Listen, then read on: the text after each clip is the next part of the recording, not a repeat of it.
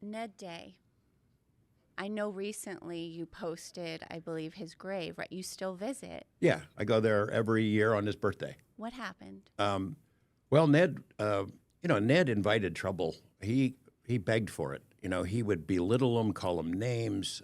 He was just taunting them. I remember a couple of times he'd go on vacation, which he didn't want to take vacations, and he'd go to mob joints in other cities and pester them. San Diego, and so he was the one exception to the rule of journalists being non-combatants. They wished him ill.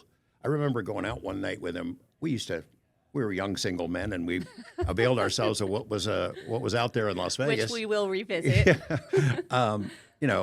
Sorry for the interruption. Just a quick reminder, you can watch the full episode on our 8 News Now Vegas TV app. You can find that on Roku, Amazon Fire Stick, and Apple TV. Let's get back to it. We would go out. I remember going to this really hot nightclub in town with Ned, and as we're going in the door, the doorman, this hulking guy, I'll tell you what his name is in a minute, pulls us aside, and he showed us a little wanted poster that someone had made up with Ned's face on it.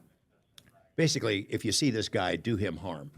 The guy who was the doorman is named Steve Sharippa, who was, you might know him as Bobby Bacalari from The Sopranos. He went on to become an actor. Goodness. Yeah.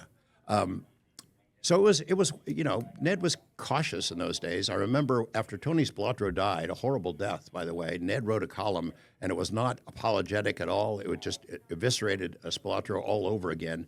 And the next night is when his car was blown up. And, that was the best day in Ned's life. His car was firebombed. The only bad part of it was his favorite golf clubs were in the back. But he didn't own a car. He didn't own a house. He didn't own anything. It had been leased for him. But people started having these bumper stickers. This is not Ned Day's car after that. Ned did some interviews. He was really thrilled that he had got under their skin so much that they'd firebomb his car. So more like a badge of honor. Yeah, something like that.